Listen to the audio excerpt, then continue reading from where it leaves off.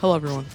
So I was watching some sets between some pro players, mainly like Leon and Wadi, and some of Leon's sets, some Oatmeal sets, some Bonk sets, and there were some things I realized that I was like learning more from the sets than I was before. When I used to watch the sets, and I wanted to kind of reflect and see what those reasons were and how to just get the most out of watching pro players play, right?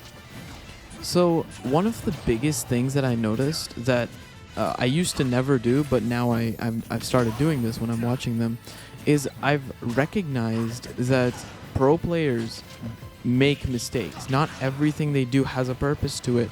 Not everything that they do is always perfectly optimal and perfect in every way, right? Uh, like you when you're watching them, you're like, okay, this player's a god, so that means that everything he does I need to mimic it, even the mistakes. But you should be learning from their mistakes and watching their vods and being like, okay, do I do this? Is this something that I need to work on? Is this maybe something that that this character has a problem with? Or maybe is the player that's playing the character doing something wrong? So, you need to really think of it from all angles. Like, for example, you'll see Leon down airing in disadvantage and getting punished for it, right? Um, so that's not inherently a bad thing. Obviously, Bowser down air is incredible in disadvantage, but maybe mix it up a little bit, mix up the timing that you do it, mix up your disadvantage land with Nair a little bit more, fast fall Nair, that's a good option. Or maybe with Oatmeal, he uses side B in neutral sometimes because, online it works. Offline it definitely doesn't. But you'll see him getting it shielded and then he'll get punished for it. You'll see Oatmeal drop some combos. You want to know why. Did he misread the DI? Is he a bad player? He's obviously not a bad player, right? But it might have just been Wi-Fi, right? So when they drop combos, maybe you think, okay, maybe I can start reading DI in a different kind of way. How are they catching this kind of DI? How are they mixing up their advantage to catch that DI in the first place? There's so many things you can learn from them, from the sets, even from the mistakes. So, for example, for Meta Knight, to catch DI away from down throw, you would go for a dash attack, but a lot of people just straight up go for up air every single time. So DIing away on some Meta Knights always works, since they don't know all the mix-ups and all that, right? And that's something that you can just watch Bonk play, and you can see that he's catching those players, DIing away. Another thing is that you'll see pro players doing dumb stuff, like not dumb stuff, like cheesy stuff to get stocks, right? And you might think, oh, that's so lame. But one thing you need to keep in mind is that they're playing their character most likely at the top level. So if they're doing something dumb and cheesy, right, then you might have to do it yourself. Like, for example, for Meta Knight, it would be Condor Dive. Oh, for Bowser, probably like side being off the stage. Yeah, but so many characters have this, and you just need to recognize that sometimes cheese is good, you know? Another thing to keep in mind when you're watching these sets is look at the date they were published, right? You want to know the date that this video came out in, because sometimes the meta of the character is outdated. And like, for example, Leon versus Cosmos. Leon won that set. And he won it with Bowser against Inkling. And the matchup at the time was kind of easier for Bowser because nobody really knew how to fight the character. But now every Inkling that you will ever meet knows the Bowser matchup. And while it's still most likely an even matchup, or maybe slightly winning for Inkling, it's still doable for Bowser, but it's much harder than it used to be since every Inkling knows how to fight Bowser. So many around.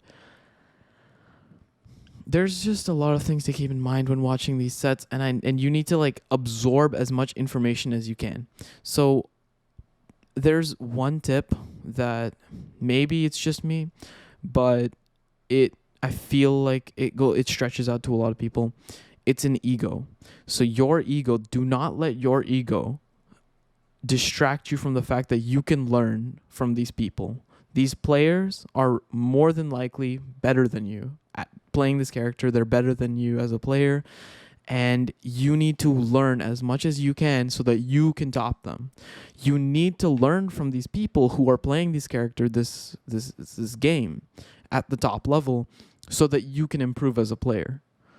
And while you can point out mistakes, and it's okay to call out when a player makes a mistake and learn from it, and it's okay to say that some players are bad if you're at a high level of play, then but it's still good to learn from whoever is getting results, because at the end of the day, results are what matter.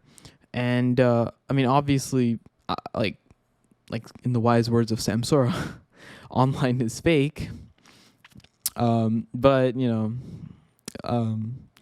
I would still say that learning from people who played offline, like Bonk, Meta Knight, Leon's offline sets, it's really important.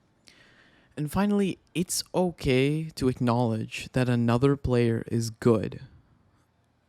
It's not a sin to realize that you can be a good player and someone else can be a good player and you can coexist.